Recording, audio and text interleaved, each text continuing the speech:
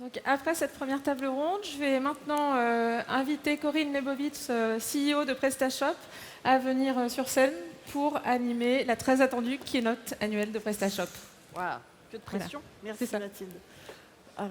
Bonjour tout le monde, mais je crois que je ne pourrais pas être plus inspirante que les 3 personnes qui viennent d'intervenir. Allez-y, beaucoup de travail, beaucoup d'opportunités. C'était juste génial, merci à eux. Merci à eux et merci à vous tous d'être là. Je vois que la salle est quasiment pleine, alors que c'est, on va dire, une vraie journée de galère pour se déplacer quand même. J'imagine qu'il y en a quasiment qui sont venus à la rame, donc merci à vous d'être là pour cette 9e édition du PrestaShop Day. Ce qui est intéressant dans cette journée, comme l'a dit Bruno, d'échange, de partage, d'inspiration, je crois qu'on vient d'avoir un bel exemple, c'est que dans ce carreau du temple, aujourd'hui, il y a toute la communauté de PrestaShop. Qu'est-ce que je veux dire par là? Il y a évidemment beaucoup d'e-commerçants, on vient d'en entendre certains, on en entendra beaucoup d'autres. Il y a des partenaires industriels qui sont aussi clés dans le business du e-commerce. Il y a des agences web, il y en a un certain nombre qui sont juste à côté. Et puis, last but not least, on a beaucoup de développeurs. On les remercie d'être là. Sans eux, le produit PrestaShop n'existe pas. Et je pense que l'intérêt de cette journée, c'est cette diversité des publics, cette diversité des gens qui font ce qu'est PrestaShop, et une journée où on peut effectivement à la fois échanger et surtout, j'allais dire, préparer le futur de nos business en ligne.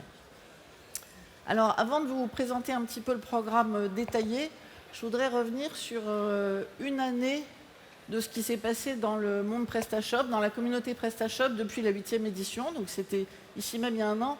Et il s'est passé vraiment beaucoup de choses dans le monde PrestaShop. Et on a eu des succès absolument phénoménaux que je pense je me devais de célébrer aujourd'hui avec vous. Alors, le premier de ces succès, c'est que depuis, alors c'est pas moi qui ai le beeper, depuis le 17 mars 2016, nous sommes, la communauté PrestaShop, c'est 1 million de personnes. 1 million de personnes qui sont dans la communauté, qui travaillent autour et avec PrestaShop.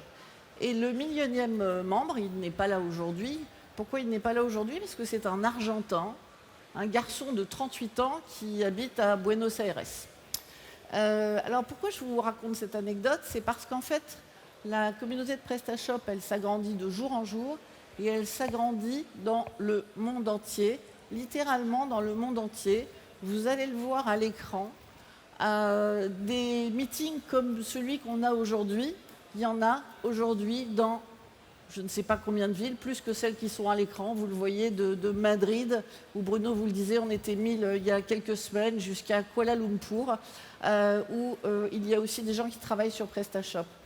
Et c'est de ça dont on est fier aujourd'hui, c'est d'avoir une solution totalement mondiale qui permet à tous les commerçants du monde de réussir leur business en ligne. Je vous rappelle que notre soft est quand même traduit en 65 langues. Ça, c'est le premier succès de l'année. Alors sinon, il y a un autre très beau succès que vous allez voir un petit peu plus tard à l'écran. Je ne sais pas si vous vous en souvenez tous. L'année dernière, ici, on a lancé une initiative qui est le fonds d'intégration. Et le fonds d'intégration a pour objectif de financer des modules, des extensions du logiciel dans l'ensemble des pays du monde. Des modules locaux qui permettent de faire du business dans le pays dans lequel on se trouve. Notre catalogue est évidemment très complet en France. Il est un peu moins en Malaisie, au Brésil ou en Argentine. Et donc ce fonds d'intégration, lancé il y a un an, nous a permis en un an de financer à hauteur de 200 000 $. Nous avons financé pour 200 000 $ de modules locaux, des modules de paiement, des modules de shipping, des modules de logistique, des modules de marketplace, dont vous le voyez ici, un peu plus de 100 pays. Et ce qu'on voit aussi, c'est qu'effectivement, quand on démarre dans un pays, eh bien, on commence par monter son site, bien sûr, par mettre un moyen de paiement local, sinon on sait qu'on ne va pas y arriver, par utiliser les moyens de logistique locaux, et puis très vite, et un de nos 3 intervenants le disait, par attirer du trafic sur son site, donc des outils essentiellement de marketing et de marketplace. On est très très fiers de cette initiative. On est évidemment heureux de vous dire aujourd'hui qu'on continue. On remercie tous les contributeurs qui ont joué le jeu et on a la responsable du programme qui est présente sur le stand PrestaShop toute la journée. Pour ceux qui sont intéressés, elle est même, Margot, au fond de la salle avec nous. Merci. Voilà une très belle initiative. Alors, pourquoi je vous parle beaucoup d'international? Bruno vous le disait, plein d'opportunités à saisir. Et je ne sais pas si vous avez eu le temps de lire, et c'était il y a 4-5 jours, la dernière annonce de la Commission européenne. La Commission européenne, qui poursuit dans le fait de pousser le e-commerce et le digital, nous a annoncé de nouvelles initiatives dans le commerce européen, donc ce qu'on appelle souvent le cross-border. Et 2 initiatives, moi, qui me semblent très importantes pour nous tous. La première, c'est de travailler sur le géoblocking, donc qui parfois empêche les gens d'acheter sur le site européen qui a leur faveur. Donc ils ont annoncé une initiative là-dessus, ça devrait nous ouvrir de nouvelles opportunités. Ça, c'est la première initiative. La deuxième, c'est de faire en sorte de prendre des mesures pour que le prix des petits colis entre les pays européens diminue dans le temps. Je crois que ce sont 2 initiatives très importantes pour nous tous. Pourquoi? Parce que le cross-border, aujourd'hui, c'est une opportunité. Ils ont publié en parallèle une étude dont je vais vous faire une petite synthèse sur 1000 commerçants, et ça va de la TPE à la grande marque. Et sur ces 1000 commerçants dans tous les pays de la communauté, ils ont 60%, et là on peut voir le verre à moitié vide ou à moitié plein bien sûr, 60% vendent déjà dans d'autres pays européens. Ça veut dire qu'il y en a encore 40% qui ne le font pas. Ça veut dire que nous avons tout ce business à saisir, évidemment au niveau de la plateforme, et vous dans vos business. Et puis, hier après-midi, j'ai regardé un peu la liste des sites qui se sont inscrits aux ateliers et aux audits qui ont lieu juste derrière cette salle toute la journée. Et j'ai constaté que par rapport à l'année dernière, il y a beaucoup plus de commerçants sous PrestaShop qui vendent d'ores et déjà dans un ou plusieurs pays européens, mais pas tous. Et donc, si vous avez des questions là-dessus, je vous encourage vivement à les poser à toute l'équipe toute la journée. Voilà pour ce focus international qui est pour nous une des grandes opportunités du moment. Alors, on est à Paris, hein, on est en plus, malgré le temps et tout ça, content d'être à Paris et au carreau du Temple. Donc un petit zoom sur la France, très rapide. Pour la communauté française, il y a 15 jours, 18 jours, hein, nous avons passé le cap des 50 000 boutiques françaises qui tournent aujourd'hui sous PrestaShop. C'est une belle réussite qu'on vous doit. Merci pour ça. Ça nous permet d'améliorer évidemment le logiciel. Merci. Merci à vous surtout. Et ça nous met évidemment, mais ça on le savait tous déjà, on est leader en France, hein, on est la plateforme e-commerce leader en France. Mais si on fait des petits calculs sur les études qui sont publiées, ça veut dire que plus d'une boutique sur 4 dans ce pays tourne avec la solution PrestaShop. Plus d'une boutique sur 4, c'est énorme et à nouveau, c'est important pour nous aider à améliorer le logiciel en permanence. Il y a un autre élément de l'écosystème PrestaShop qui est fondamental, c'est la marketplace, c'est les add-ons, c'est les extensions de logiciels qui permettent à chaque commerçant de faire une boutique vraiment personnalisée, vraiment customisée à sa manière et pour son business. Ah oui, j'ai oublié tous nos clients à l'écran, enfin quelques-uns de nos clients. Voilà, vous les retrouverez après tout au long de la journée. Désolée. Et cette add-ons, vous le voyez là, cette année, en 2016, PrestaShop aura reversé à l'ensemble de ses contributeurs 20 millions d'euros. Alors pourquoi c'est un chiffre important? Parce que ça montre que c'est un écosystème hyper dynamique qui fait plein de choses créatives, qui produit des modules qui sont réellement le cœur du système pour réussir son business online. Donc 20 millions, on continue évidemment, on est heureux de voir qu'il y a beaucoup de contributeurs qui sont avec nous aujourd'hui. Et on est évidemment dialoguera avec eux parce qu'on a plein d'idées de nouveaux modules à voir avec eux. Et puis à nouveau, parce qu'on est à Paris, un tout petit zoom sur la France. Alors sur la France, là c'est ce qu'on a reversé en 2015 aux contributeurs français. Vous voyez qu'on est très bon en comptabilité chez PrestaShop, ils m'ont même mis les centimes, donc on est à plus de 1 550 000 € de reversement en 2015 aux contributeurs add-ons. Et le chiffre évidemment qui parle le plus en termes de dynamisme et de possibilités pour tous ces contributeurs, c'est que c'est plus 30% par rapport à 2014. Donc à nouveau un écosystème qui permet de progresser sur les extensions, sur les modules, et de faire en sorte que chaque commerçant trouve le module qui lui va bien pour aller plus loin dans son chiffre d'affaires et dans son business.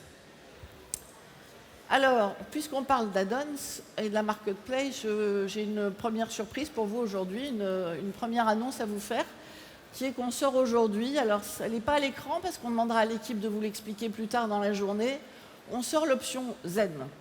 Qu'est-ce que l'option Zen? C'est une option qui vous permet pendant un an d'acheter donc cette option et d'avoir pendant un an toutes les mises à jour des modules à votre disposition pendant cette année et tout le support technique et fonctionnel qui va avec le module, y compris l'accompagnement par les développeurs et surtout l'accompagnement dans des délais garantis.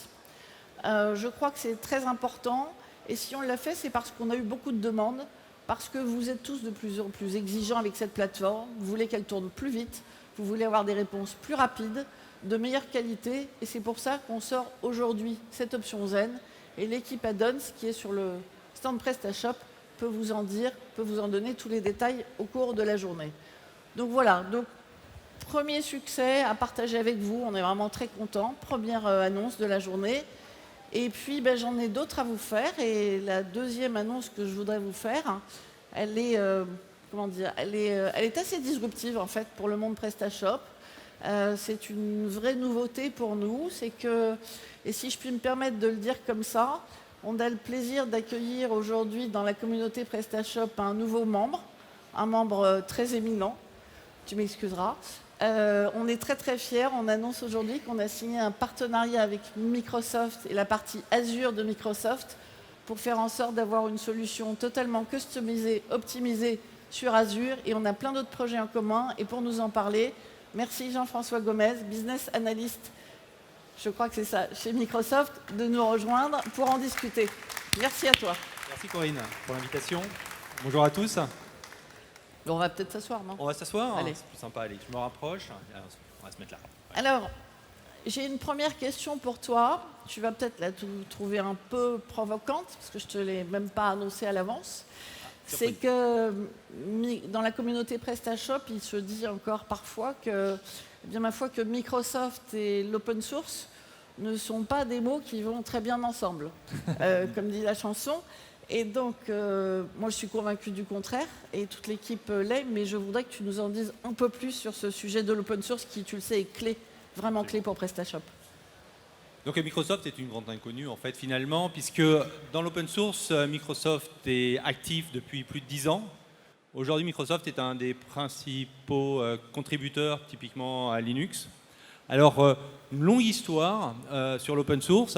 Et en fait, pourquoi Microsoft s'intéresse à l'open source? C'est simple, c'est qu'aujourd'hui, on est tous dépendants du système d'information. Et sur le système d'information, on a un certain nombre d'exigences.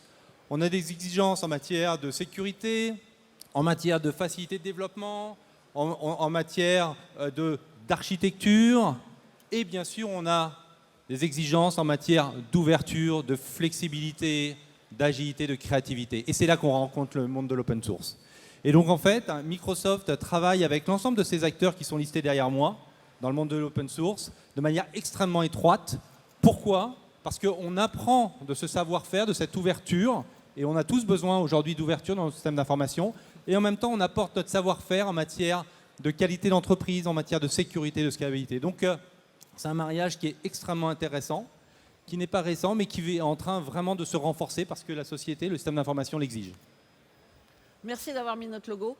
Mais c'est tout à fait normal. Donc on va travailler évidemment sur ces projets en open source.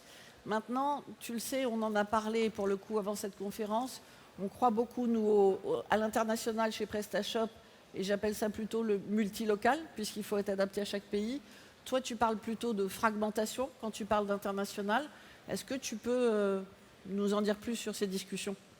En fait, aujourd'hui, on voit tous l'Internet comme un monde plat. Vous avez peut-être lu ce livre, Le monde est plat. En fait, notre vision chez Microsoft, mais on la partage, c'est qu'en fait, finalement, on va vers un monde qui va être hyper fragmenté. Puisque chacun, dans son unité, en fait, a des exigences. A besoin de son moyen de paiement, son moyen de livraison, etc. En fonction des pays, en fonction des régions. on va donc vers cette fragmentation. Et donc, ce que l'on partage avec PrestaShop, c'est d'avoir une approche globale, mais en même temps d'être capable de répondre localement aux exigences locales. Et donc, c'est pour ça que la plateforme Azure, derrière le même portail, vous allez pouvoir avoir des data centers qui seront localisés dans certaines régions et qui parfois seront de droit locaux. Donc typiquement, on va avoir un data center en Allemagne qui sera opéré par un opérateur allemand. Il n'empêche que vous, en tant que commerçant, développeur, agence, vous irez sur le site Azure, vous déploierez une plateforme PrestaShop et vous choisirez l'Allemagne. Et à ce moment-là, ça sera une entreprise de droit allemand qui gérera ce site. Vous voulez demain attaquer le Japon? Aucun problème, même interface, au moment de déployer la solution PrestaShop, vous spécifiez le Japon et votre site sera au Japon. Donc ça, c'est vraiment cette vision qui est de dire il faut avoir une approche globale pour mutualiser, etc. Mais en même temps, il faut être capable de répondre aux exigences locales. On dira aussi français que le Japon est prêt. OK. Et alors, le partenariat qu'on a, sur lequel on travaille depuis des mois, mais qui est prêt maintenant, aujourd'hui, opérationnellement, enfin depuis quelques jours, est-ce que je peux te laisser le décrire? Absolument. Alors, pourquoi en fait on était extrêmement intéressé pour travailler avec PrestaShop? C'est que la plateforme Azure Microsoft aujourd'hui propose une couverture technique qui est extrêmement large. Je ne vais pas revenir sur tous les bénéfices du cloud parce que probablement vous les connaissez. La facilité de déploiement, la scalabilité. Quand on parle de cloud chez Microsoft, c'est aussi bien du cloud public que les petits serveurs qui peuvent être dans vos entreprises. Ça doit être les mêmes outils de déploiement, les mêmes outils d'administration, les mêmes technologies. Donc en fait, ce qui nous intéresse, c'est de, et on va le voir sur le slide suivant, c'est de faire en sorte qu'on puisse avoir, Sandra, merci, c'est de pouvoir en fait marier ces deux exigences, qui est d'avoir à la fois une extrêmement grande couverture fonctionnelle, merci PrestaShop, et d'avoir une très grande couverture technique grâce à Microsoft. Et donc quand on allie ces deux mondes, eh bien, on apporte vraiment une proposition de valeur unique pour les commerçants, pour les agences, pour les développeurs. Et donc c'est pour ça que ce que l'on va chercher à développer maintenant ensemble, c'est de faire en sorte que la communauté Microsoft eh bien, découvre et apprécie l'environnement, l'écosystème PrestaShop et que la communauté PrestaShop découvre l'environnement Microsoft. Et donc concrètement, les premiers produits qu'on peut annoncer, ce sont en fait des architectures multi-machines, donc avec du clustering, avec du multi-front, PrestaShop, déployable en un clic et disponible sur la marketplace Azure de Microsoft. C'est également, et vous pourrez avoir plus de détails tout à l'heure à la WeConf, des add-ons pour avoir des connecteurs entre AX, qui est le ERP de Microsoft, et PrestaShop, des connecteurs Office 365 et PrestaShop. Tout ça, ce seront des add-ons qui seront sur la marketplace de PrestaShop. Nous travaillons également sur des modules de machine learning, d'intelligence artificielle pour faire du predictive selling, predictive marketing, etc., qui seront disponibles sous forme d'add-on sur la plateforme, sur la marketplace PrestaShop. Enfin bon, un programme extrêmement intéressant qui devrait, vous développeurs, agences, commerçants, eh bien, pouvoir tirer parti en fait de ce nouveau couple. Waouh, on va avoir des rumeurs sur Twitter. Merci Jean-François, je crois qu'on a effectivement un beau programme et que ça démarre. Ceux qui veulent aller tester ces nouvelles archis, puisqu'il y a plusieurs configurations sur Azure, vous pourrez en savoir plus tout à l'heure avec l'équipe Microsoft et la conférence. Merci. Super, merci Jean-François, tout à l'heure. Merci, c'est un beau projet. Alors voilà, on ne va pas s'arrêter à 2 annonces et 2 surprises, hein. Ce serait quand même pas raisonnable pour une si belle journée. Donc vous l'avez entendu, nouveaux services sur les modules, nouvelles architectures et un peu plus tard, nouveaux add-ons avec Microsoft. Et puis maintenant, je crois la plus belle annonce de la journée, la plus peut-être inattendue, une vraie surprise. Je vous laisse la découvrir en vidéo.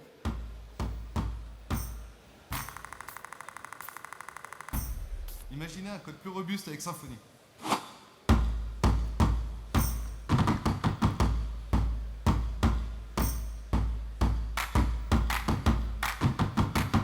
Imaginez rapidement le design parfait.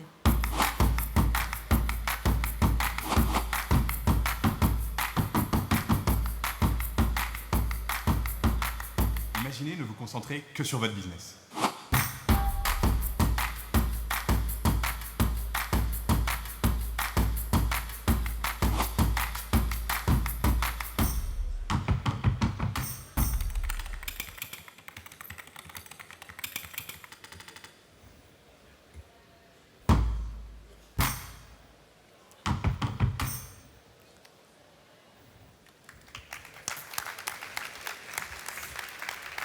Voilà.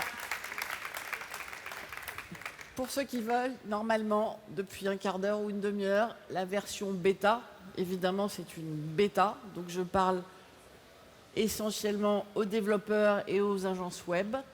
Merci à tous d'aller, pour ceux qui le souhaitent, jouer avec, la tester, nous remonter tout ce qui reste à faire. Il reste beaucoup à faire, évidemment, d'aller sur le site et de télécharger la version bêta de la 1.7 de PrestaShop. Je voudrais vraiment remercier toute l'équipe produit à qui je vais passer la parole et toute l'équipe dev. Ils sont par là.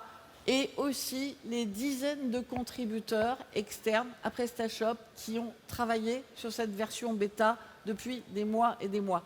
Merci à eux. Ils travaillent aussi d'ailleurs en parallèle sur la 1.6. Donc merci à eux de toutes ces contributions.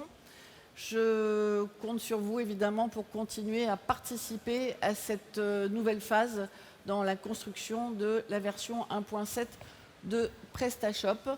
Et je m'empresse pour vous en dire beaucoup plus sur ce sujet qui est vraiment quelque chose qu'on attendait tous, de passer la parole d'abord à Sébastien Levaillant, qui est directeur produit chez PrestaShop et qui va vous détailler tout ça. Et puis qui aura le plaisir d'accueillir ensuite sur scène une star du monde de l'informatique, qui est Fabien Potencier. Sébastien, the floor is yours.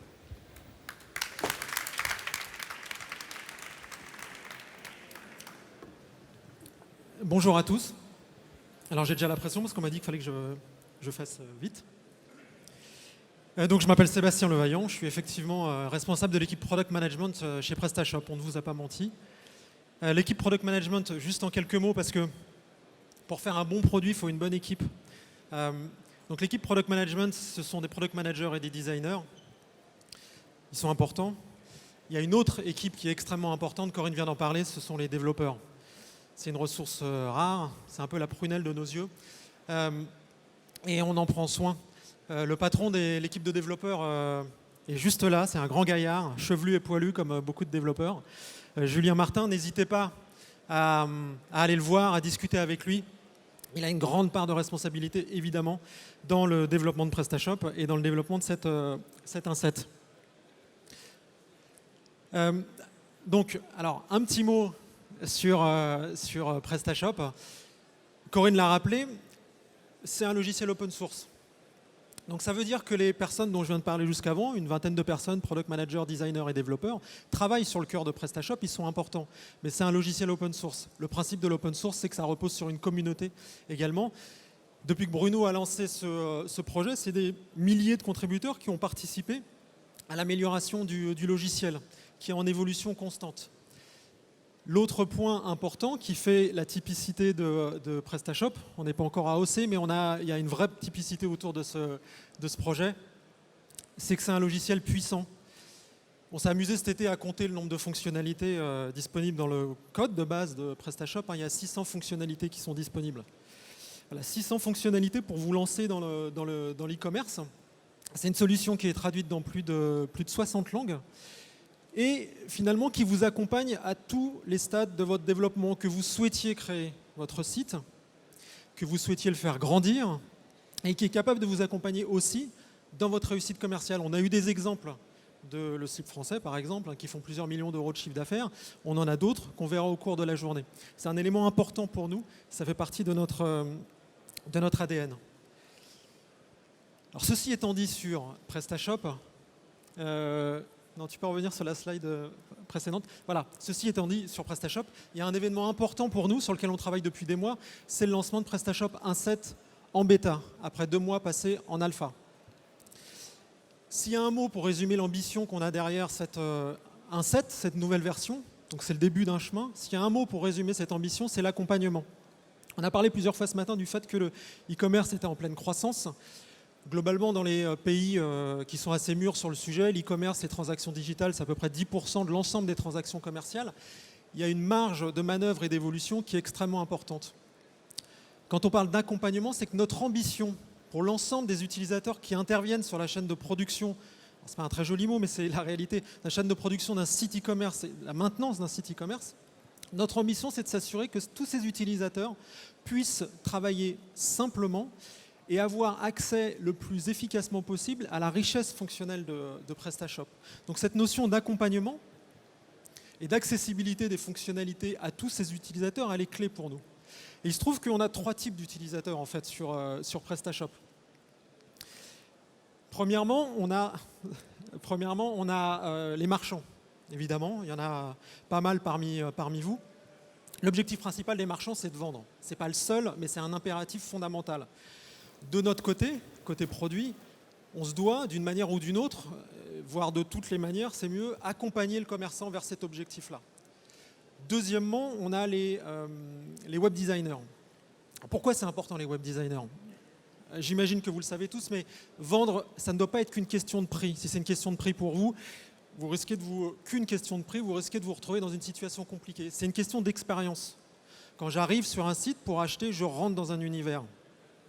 Et les garants de cet univers, de la création de cette expérience digitale, enfin dans le digital, sont les web designers et les devs front-end.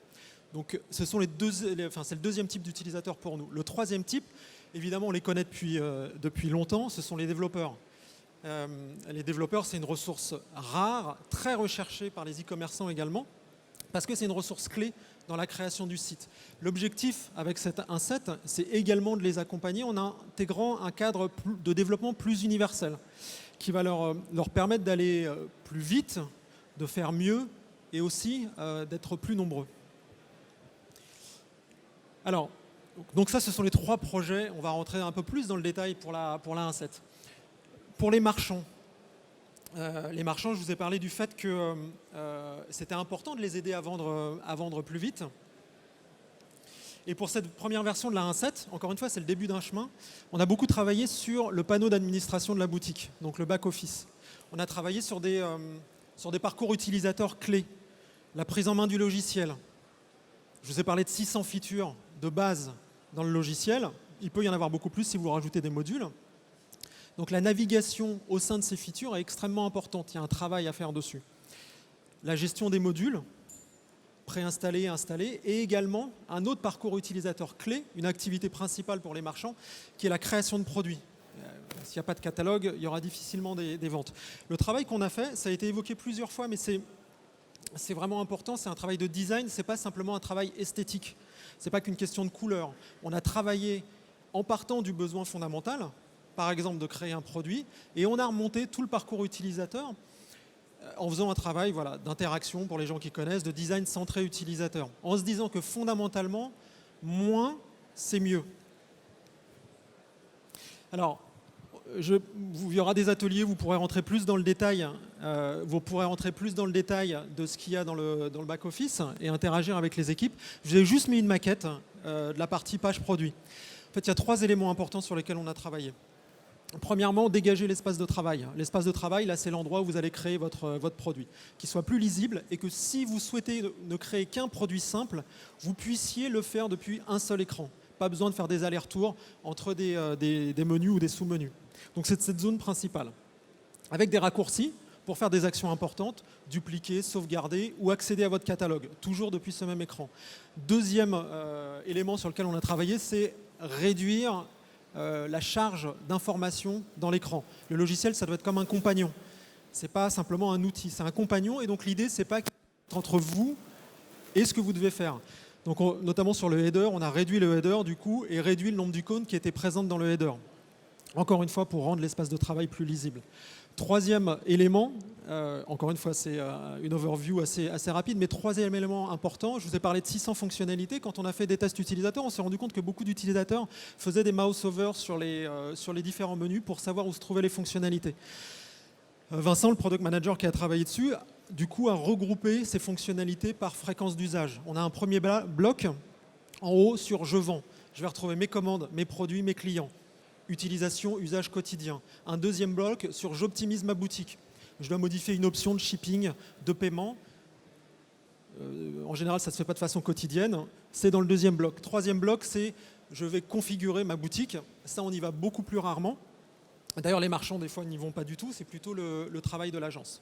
Donc, c'était l'esprit du travail dans le back-office. Et ce qu'il faut comprendre, c'est que c'est le début d'un chemin. On s'est attaqué à quelques parcours utilisateurs, mais il y en aura d'autres.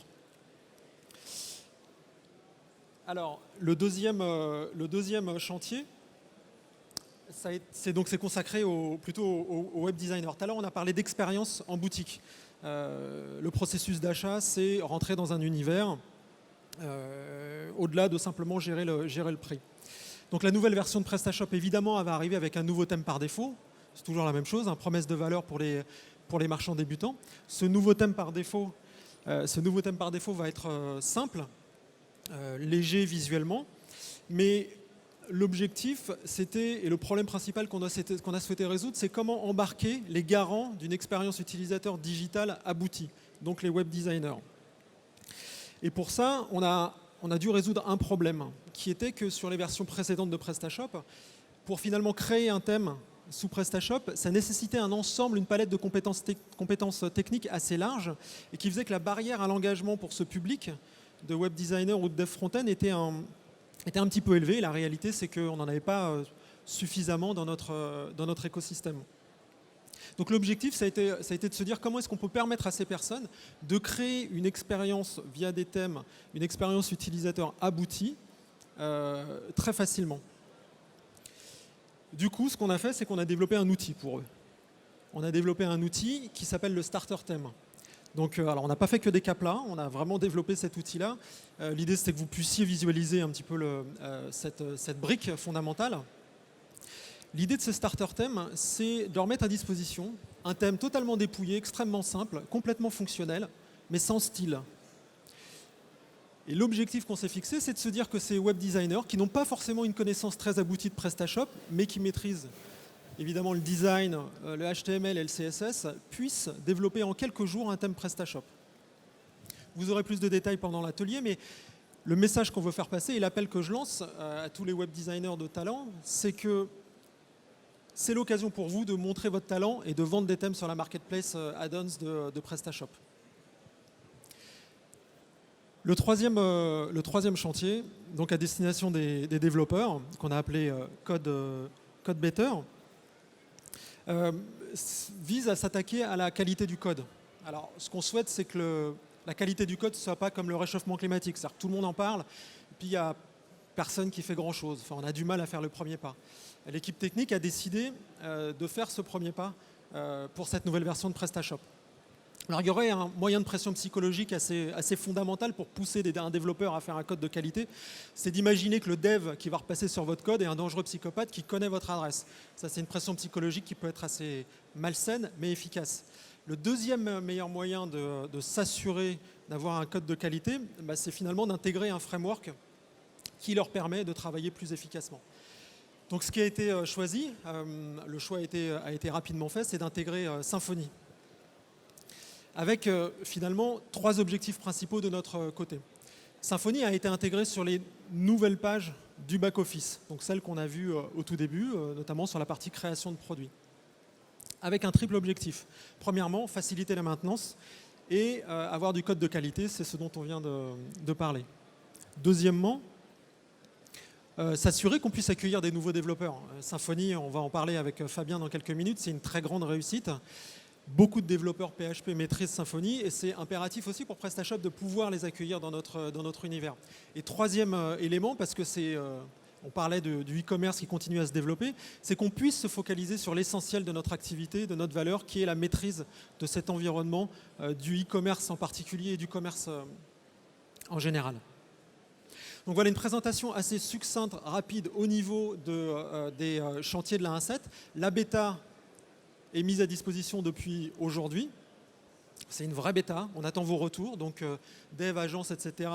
N'hésitez pas à la tester. Si vous êtes marchand, on est preneur aussi de tests utilisateurs, n'hésitez pas à nous contacter, l'équipe produit est disponible toute la journée.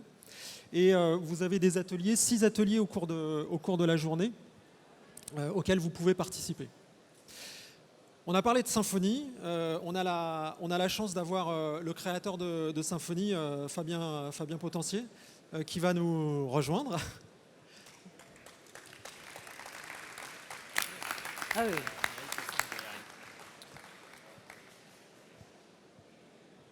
Alors, juste un petit mot avant qu'on échange avec Fabien. Je ne sais pas s'il y a beaucoup de devs parmi l'assistance, mais Bouge-toi les oreilles peut-être, mais Fabien, c'est juste une star dans l'univers du dev et particulièrement PHP. Je te dis, comme je l'ai perçu, j'ai vu des devs de chez PrestaShop et même des grands gaillards qui sont à ma droite légèrement pâlir à l'idée de parler à Fabien. Donc on est vraiment heureux que tu sois parmi nous aujourd'hui. Bonjour à tous, ça marche? Ça fonctionne ou pas? Ouais, c'est bon. Moi aussi ça marche. En tout cas, je suis ravi d'être parmi vous aujourd'hui. Je ne suis pas persuadé que ce soit tout à fait vrai ce que tu racontes, mais en tout cas, je suis ravi de pouvoir partager mon expérience et de pouvoir parler de PrestaShop et de Symfony aujourd'hui avec tout le monde. La première question pour peut-être les gens qui ne connaissent pas forcément Symfony, c'est que tu nous rappelles Symfony, d'où ça vient, comment tu en as eu l'idée simplement. Alors Symfony, c'est un logiciel qui est à peu près aussi vieux que PrestaShop puisqu'on a fêté nos 10 ans en décembre l'année dernière.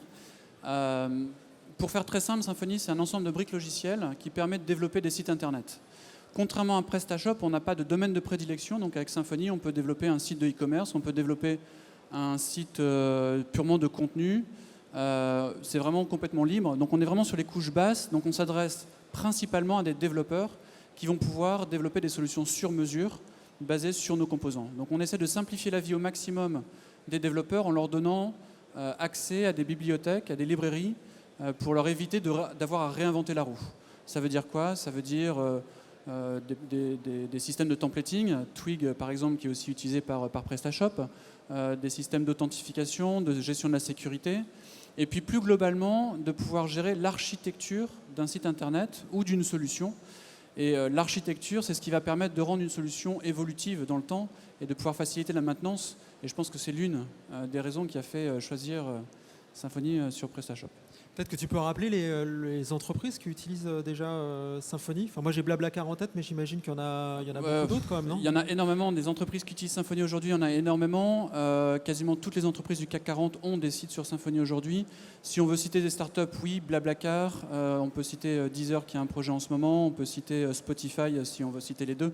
Comme ça, il n'y aura pas de souci. Mais il y a énormément de startups en France, en Europe, à l'international qui aujourd'hui utilisent Symfony. Symfony, il y a une autre spécificité, et je pense que c'est extrêmement important dans le choix qu'a pu faire PrestaShop, c'est que Symfony, c'est aussi une solution qui est utilisée par plein d'autres projets open source. Donc PrestaShop, dans sa version 1.7, va utiliser Symfony, mais il y en a plein d'autres, des CMS comme Drupal, qui est un des CMS les plus utilisés aujourd'hui dans le monde.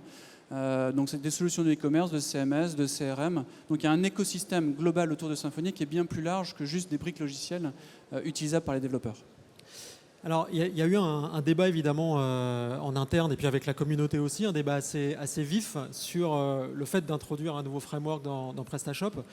En résumant, il y avait ceux qui étaient contre, ceux qui étaient pour une intégration totale de Symfony sur l'ensemble des briques PrestaShop. Et finalement, le choix qui a été fait par l'équipe technique, c'est d'avoir une approche graduelle. Enfin, simplement, qu'est-ce que tu penses de cette approche qui a été retenue?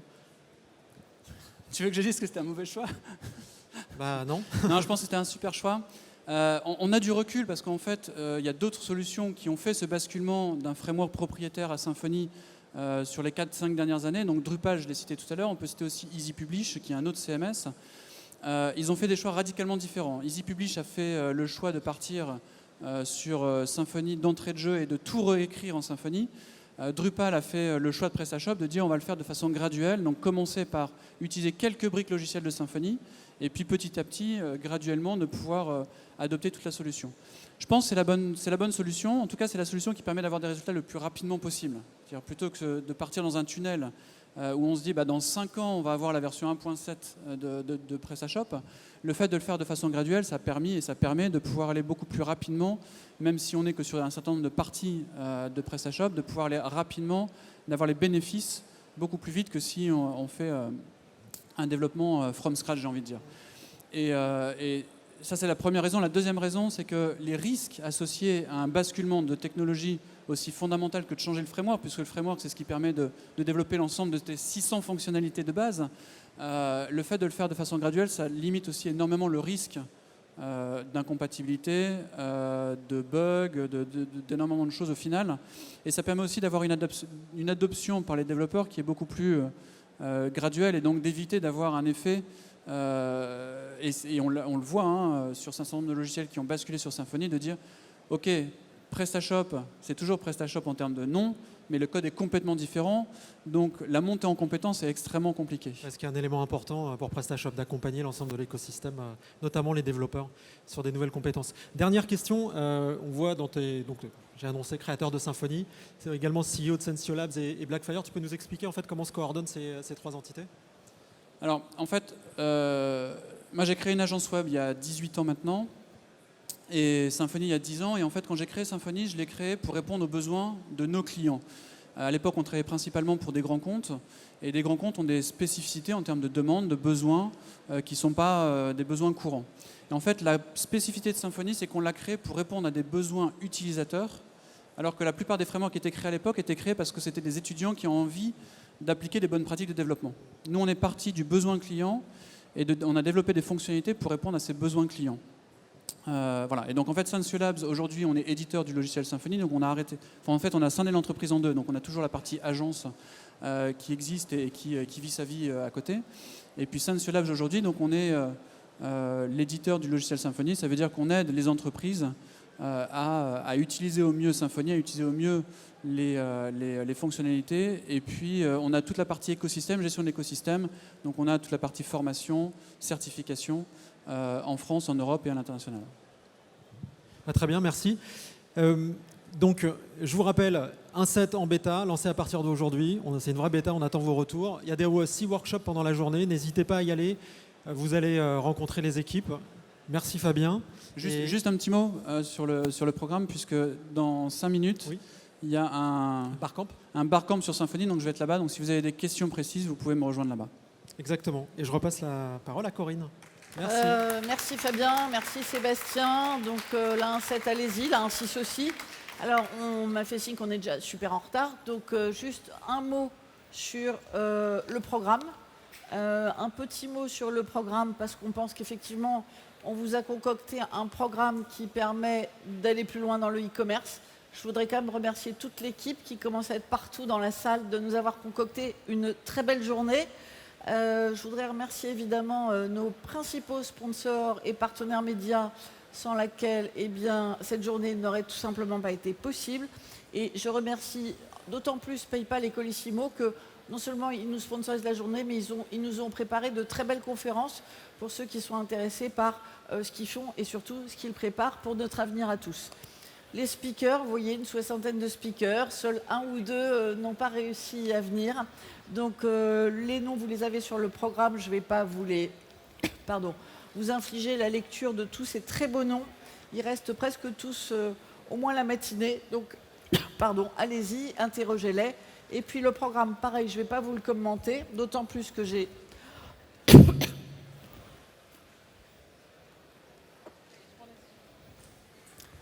un petit problème. Donc vous l'avez à l'accueil. Il y a une nouveauté cette année, c'est les 8 conférences dans l'auditorium qui est au fond, où on a des sujets qu'on a estimés très transverses, qui concernent tous les commerçants. Et n'hésitez pas à vous diriger vers le fond pour ces conférences. Et je m'arrête là parce que... Merci Corinne.